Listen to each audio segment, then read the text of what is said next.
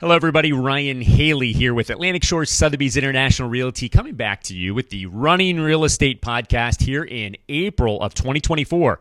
And the reason I'm putting a date on here is because we are currently entering the spring real estate market.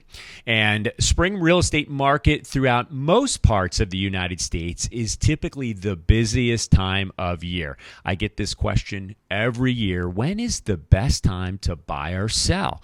Well, I'm not sure it's the best time completely, depending on your unique circumstance and what your goals are. But in general, the spring market is typically the busiest time when it comes to real estate, meaning we have the most properties on the market, meaning great inventory, lots to choose from, and we will also see the greatest number of contracts and the most settlements coming actually to the settlement table this time of year. But with the spring market, what defines it? When does it peak? And we don't 100% know because every year it's a little bit different. In a resort market, some factors that come into play on timing of the peak of the spring real estate market can be weather.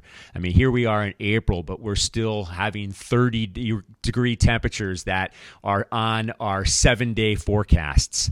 So with it, weather can delay things a little bit. Also, it could come in line with holidays that are on the calendar, like we just got through Easter, which varies every year. So sometimes Easter weekend's a little bit earlier, sometimes it's a little bit later. But then also, one of the bigger factors is the overall economic conditions. And right now, all in all, the economy is kind of status quo. Our interest rates are somewhat stable, anywhere from 6.5 to 7.25, depending on the product that you're going after.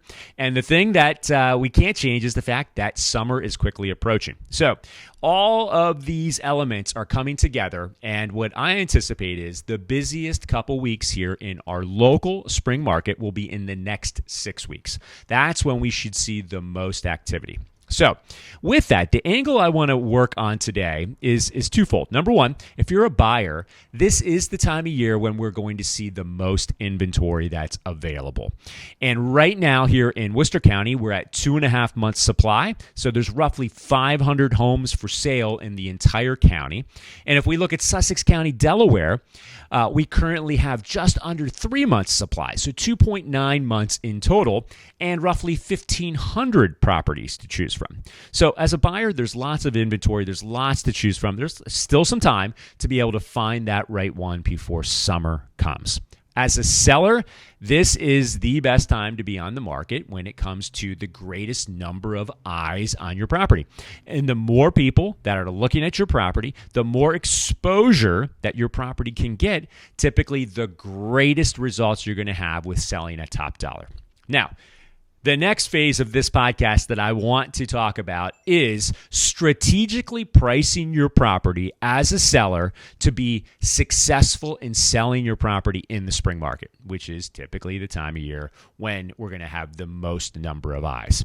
And a couple things to think about. I see sellers that come to me and they like to point to more recent sales or maybe the end of last year or in the last year, a unit down the hall sold for X. Well, as we are in the current marketplace with a little bit rise in inventory and rates that are much higher than they were a year ago at this time, we need to be very mindful of accurate pricing right out of the gates. And if you had a property that sold considerably higher maybe a year ago, if we're using that as the gauge, we may run into some issues. So we want to shorten our window of time as to what we're looking at as far as comparables. So when a seller comes to me right now, I'm typically looking in the last 90 to 180 days. We're not typically extending beyond that. So we want to see a true representation of the properties that are on the market, that are currently pending, and then ultimately have successfully gone to the settlement table. So we're looking 90 to 180 days. What are the averages when it comes to sales price? And then we're going to take that data and look at what does the current inventory look like. If you're in a building that has lots to choose from, then we might need to be more strategic with how we price your property right out of the gates. Finally, what I'm going to leave you with is I believe, and this isn't mine, I borrowed it from another real estate agent in another market that made sense, but I try to coach my clients to consider energy pricing. And people say, what is energy pricing? Well, what we ultimately want to do is we're going to take that list of the most recent sales, use that as the guide. But then we also need to be mindful of what's around us. What is our competing properties? And what we ultimately want to happen is we want that buyer to walk into your property and start to look around and say, you know what? I like this location. I like this condition. You know, what's the price on this one again? Wow, that makes sense. That's a pretty good price. You know what? I don't want to lose this one. And that's what we're trying to accomplish. We want the buyer to think this property is priced at a level which we call energy pricing, where it gets them energized to the point where they don't want to lose it. They don't want somebody else walking in there and saying, I'm going to buy it. So that energy pricing gets them to move forward and hopefully make an offer on your property. That is in contrast to what I call regular pricing. And regular pricing, or needle in the haystack pricing for some folks, is the opposite. It's where a buyer's going to walk into your property. They're going to look around. They're going to say, I like this location. I like the condition. But what's the price on this one again? It just seems a little high to me. And if they second guess it and or question that pricing strategy, it's going to keep them in limbo. It's going to keep them from moving forward and making a decision. So energy pricing, there's no specific formula for that. You can't go to an online portal, or you can't plug all the information into a database and it's going to spit out energy pricing.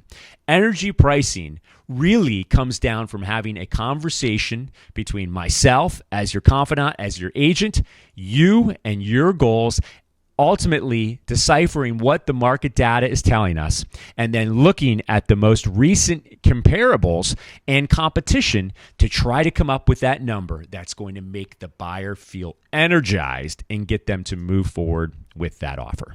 So that is my philosophy and the conversation that we're having with our sellers to ensure that we have a strategic plan when it comes to pricing to not just market their property in the spring market, but more importantly, successfully get their property sold for top dollar in this unique and ever-changing resort landscape. So there you have it. If you like this information, please share it with a friend, subscribe to this channel, and if you have any additional questions as to how we can energize your property and pricing for the spring market, please let me know. Thanks again. I look forward to seeing you next time on the Running Real Estate Podcast.